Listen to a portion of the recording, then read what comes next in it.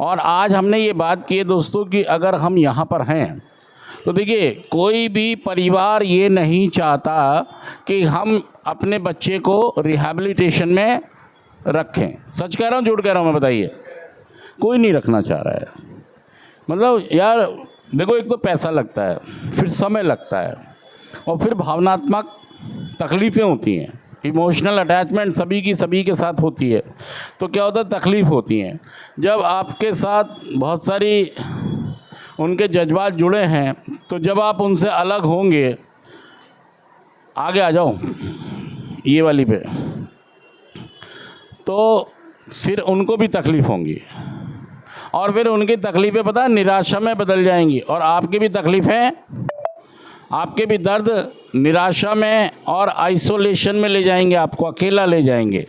दोस्तों, मैं सभी को ये बताता हूँ कि देखिए, आज जो मैं बता रहा हूँ आपको, क्या बता रहा हूँ कि कोई भी आदमी जो दुनिया में आया सेल्फ, उसके पास दो ही काम है। एक तो अपने माँ बापों को अच्छे से रखना और अच्छे से सेवा करना और अच्छे से उनको विदा करना, एक चीज़। तीसरा काम कुछ नहीं करने आया इंसान, तीसरा काम है ही नहीं, तीसरा काम है ही नहीं। अगर है तो मुझे बता देना। एक तो ये करने आया है, आप सारे लोग सहमत हैं या नहीं हैं? और दूसरा काम करने क्या आया है? दूसरा क्या काम करने आया है? अपने बीवी बच्चों का रख रखाव, उन्हें स्थापित करना, उन्हें। लेकिन क्या एक व्यक्ति जो रिहैब में है, क्या उसने अपने इन दोनों कामों को, जिम्मेदारियों को ईमानदारी से निभाया?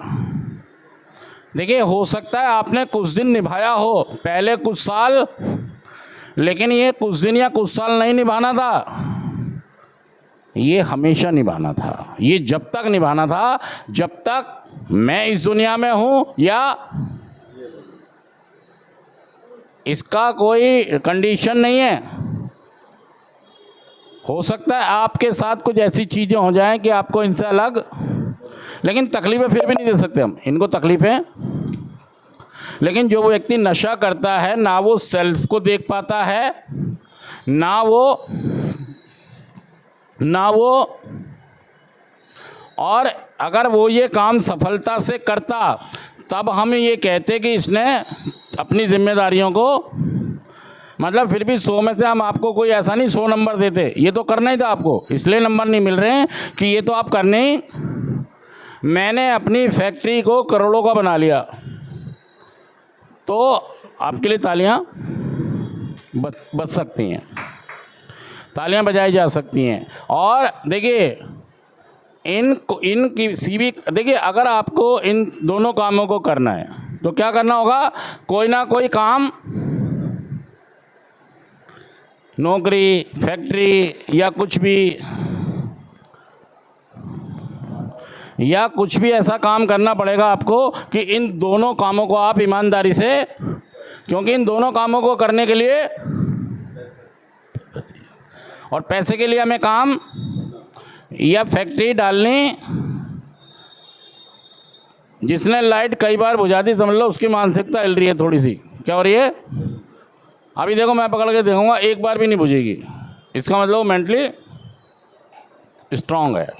तो हाँ, अब जैसे कुछ लोग हैं जो समाज सेवा में लग जाते हैं, जैसे मैडम किरण बेदी हैं। मैडम ये सिर्फ अपने परिवार की नहीं सोच रही हैं, ये बहुत सारे और लोगों की भी सोच रही हैं। सच कह रहा हूँ मैं, झूठ कह रहा हूँ?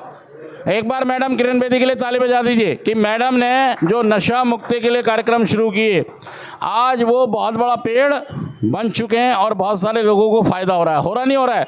हो सकता है कुछ लोग ठीक नहीं हो पा रहे हों, लेकिन बहुत सारे लोग ठीक भी हो रहे हैं। और ये श्रेय जाता है मैडम किरण बेदी की नवज्योति संस्था को कि वहाँ से बहुत सारे लोग तैयार हुए और उन्होंने एक बहुत बड़ा पेड़, एक बहुत बड़ा बाग बना दिया, जिससे बहुत सारे लोग नशा मुक्त होकर बहुत सारे लोगों को भी ठीक कर रहे हैं। तो अगर वो लोग ठीक हो रहे हैं तो आप भी ठीक हो सकते हैं। और मैं ये कह रहा हूँ आपसे कि पहला काम तो आपको ये करना है, इसमें एक ही चीज़ आपको रोक रही है, आपकी शराब, आपकी नशेबाजी, आपका एटीट्यूड, आपकी सोच। देखिए, आप